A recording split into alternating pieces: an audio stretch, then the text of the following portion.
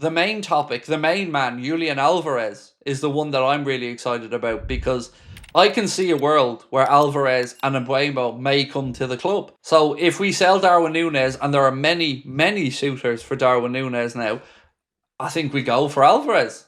I know it still sounds fanciful, but I think there might be something to this.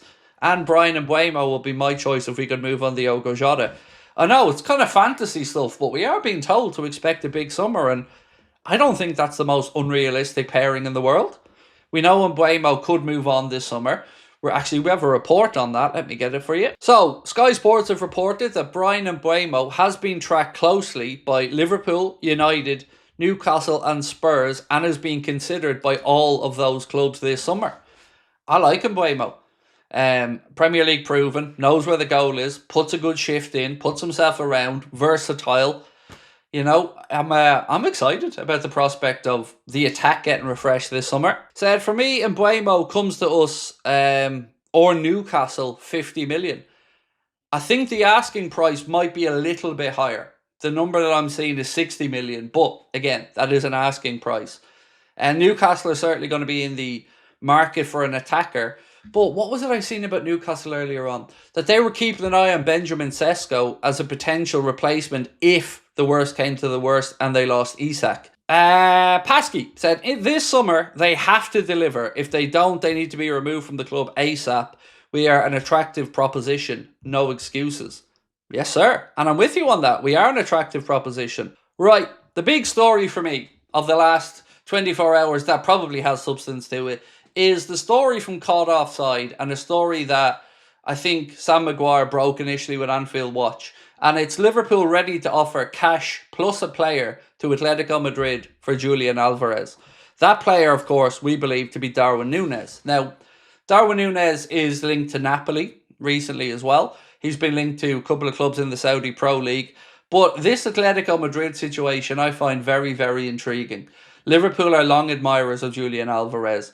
And I think there could be something to this. Especially if what Sam Maguire has written is correct.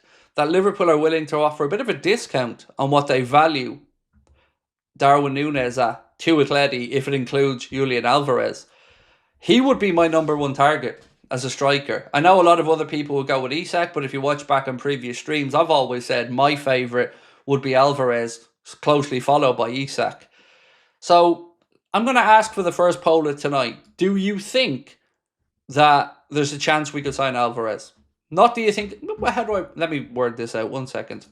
Right, so I'm going to ask, do you think Liverpool will sign Alvarez?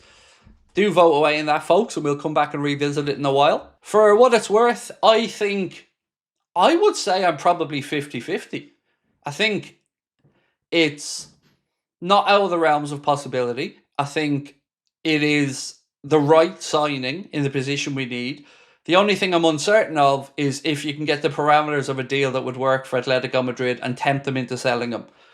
But other than that, I'd take it in a heartbeat. He'd be my number one choice. It's a difficult one though, isn't it? Because it is one player who's moved 1 year ago to a club that have underachieved probably this season. Another season without silverware, I believe, for Atleti. He seems to be okay with life over there, but some stories suggested that he wanted Atleti to push on a little bit. We know Atleti have been creative in the past with some of the deals they've done. Look at the João Felix one. Look at the Conor Gallagher one as well that they brought in. So I'm intrigued by it, and I hope it's true. I said to my mate today, Craig, it came with me, the Alvarez isn't the 30-goal-a-season striker logic. That's fair, but nor was Bobby Firmino. So again, it's what we want from a striker that I think is the important part of this conversation.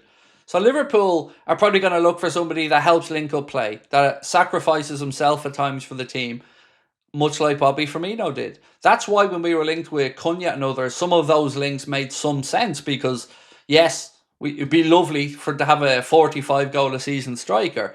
But in the way our system plays, with the way Salah scores, the way we've started to see more goals and assists coming from the wingers on the left side as well, I think Julian Alvarez would be the perfect foil for those players and would pop up with more than his fair share of goals and assists as well. I don't really care where in our team the goals come from, As long as Liverpool pick up 3 points week after week, we can talk about where the goals come from after that.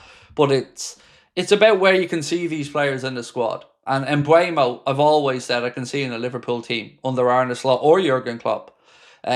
Julian Alvarez, I've been an admirer of his since the River Plate days. Go back to when City signed him, and I keep mentioning this. I was banging on about the bargain they were getting.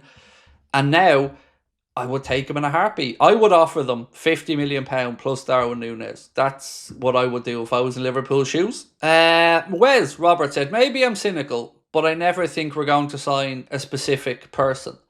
I think that's understandable, Wes, because, the way Liverpool have operated in the transfer market, a lot of the time, we all sit here discussing names. We pick out articles that journalists have written and we have a conversation about the names. And then somebody comes in out of nowhere and we signed them and it's somebody we hadn't spoken about before. So I can totally appreciate where you're coming from, Wes. And I'd say we probably will get at least one of those type of signings this summer as well. Kev Parker said, let's be honest, he can't be any worse than Núñez unless he doesn't have any legs.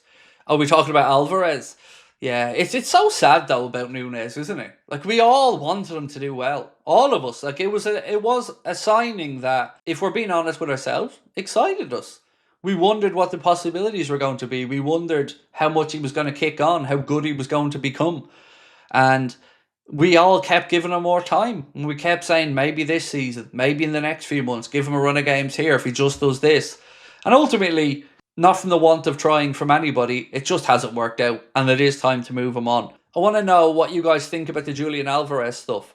So we've had 1,000 votes, and it is close, but 55% of people reckon that, yes, Liverpool will sign Alvarez this summer. 45% saying no. So it's close. And I can understand it because it's hard to get your head around it. He only moved a year ago.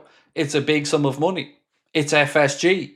But I just don't see who else. There's a risk with Ekitike. There is. He's unproven. Certainly going in the right direction, but is he going to be that natural fit? Who knows? Isak, there's a couple of risks. One, the price tag, which would be ridiculous. And two, his injuries. So for me, if it's possible, we got to get it done. There's also links to Napoli on Darwin. Let's talk about that. So this report coming from Alfredo Padula said Napoli are looking to sign a striker this summer and Darwin Núñez is an option. Price tag is expected to be 42 to 46 million pound, which is about what? 50 to 55 million euro. And Napoli have that Kvaratskhelia money. So, if he fancies a move to Italy, perhaps. I still think I can just see him in an Atletico Madrid shirt. He's one of those players, if you look at him, I think you could imagine him in an Atletico Madrid shirt. So I don't think he goes to Saudi because I think he's too young. But if he does go, we'd probably get an increased transfer fee. So yeah, smart money would be for him going to Spain for me. But let's wait and see.